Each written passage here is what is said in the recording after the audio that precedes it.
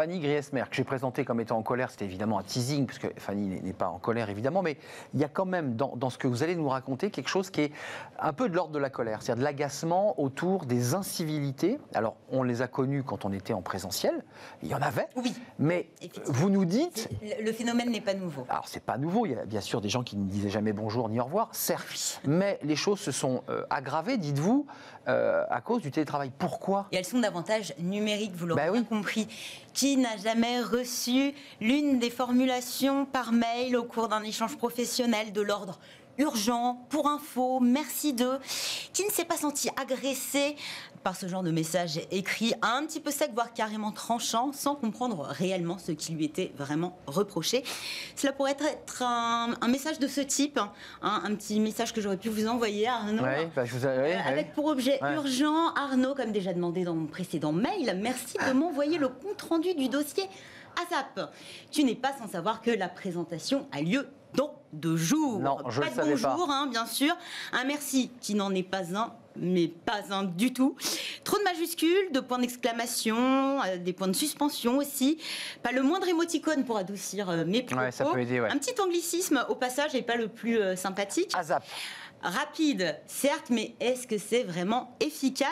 Selon le baromètre de la santé au travail réalisé par OpinionWay pour Empreinte Humaine fin 2020, on avait d'ailleurs reçu récemment sur notre plateau, un tiers des personnes interrogées ont constaté que les majuscules, police en gras, plusieurs points d'exclamation aussi dans les messages étaient davantage utilisés depuis le début de la crise sanitaire. Ça veut dire quand même dans le langage de l'écriture, ça veut dire tu te dépêches, je suis agacé, il faut aller vite, quoi. C'est un petit peu ça. Ça veut dire. En télétravail, la distance aidant, les formules lapidaires se sont multipliées et elles sont parfois vécues comme des petites agressions, surtout lorsqu'elles s'accumulent. Elles irritent, blessent, donnent parfois le sentiment de n'être devenues qu'une machine. Quand jadis, on pouvait aussi un petit peu faire redescendre la pression au détour, je sais pas, d'un couloir ou autour de la machine à café. Je l'évoquais en introduction, c'est vrai que c'est pas un phénomène nouveau. Les incivilités, ça se passait au bureau, on le voit dans des films où les courriers sont jetés sans que personne dise bonjour, ni au revoir, ni merci.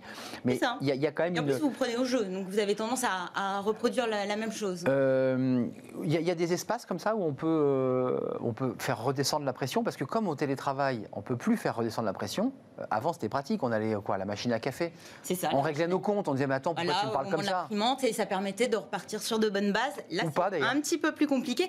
En tout cas, 48% des salariés estiment que leurs clients sont plus agressifs depuis la crise Covid, suivis par leurs collègues puis leurs managers. Alors, en cause un sentiment d'isolement à cause du télétravail, des attentes plus grandes en termes de délai, un sentiment d'urgence permanente, un manque de confiance de la part de managers, ce qui ressort aussi pas mal. Vous vous sentez oppressé, tendu, et parfois ce sont les autres qui trinquent, assez agacés par ces incivilités qui ont tendance à exploser ces derniers mois. Anaïs Raoult, qui est la cofondatrice et CEO de Wake Up, une école de développement personnel, a sonné l'alerte fin décembre sur le réseau social LinkedIn, réseau professionnel. C'est vrai, j'ai vu. Avec ce post, je n'en peux plus des emails estampillés urgents qui ne le sont pas, des formulations du style merci d'eux, des emails tranchants avec des mots qui font mal. Les mots ont un pouvoir, ils sont parfois notre unique lien aux autres dans un monde où le télétravail devient la norme. Résultat, plus de 24 000 commentaires, des membres de tous secteurs confondus, saluant cette prise de parole. Et ils ont même partagé leurs petites anecdotes pour certains. Vous pensiez être le seul ? Eh bien, loin de là. Donc vous nous dites, Fanny, que le télétravail, la distance et le fait que l'on l'écrive, on tape plus fort. On le dirait peut-être moins violemment si on était en présentiel. Pense. En tout cas, ça joue. On prendrait plus de recul. Ouais. Ce qui s'est multiplié aussi, c'est la mise en copie du manager. Sauf que derrière une mise en copie, le destinataire principal de votre mail, qu'est-ce qu'il voit ? Je n'ai pas confiance en toi. C'est ça. Tu n'es pas assez efficace. Autre chose, il n'y a pas que les mots, il y a également la visio. Les incivilités, là aussi, prolifèrent, à commencer par l'absence d'écoute. Par exemple, vous êtes en réunion, vous prenez la parole et vous vous rendez compte que d'autres personnes font autre chose. Il y a ceux qui tapent sur un clavier, qui coupent le micro. Il y a ceux qui coupent la caméra et là, vous voyez un petit avatar qui est certainement plus assidu que la personne elle-même.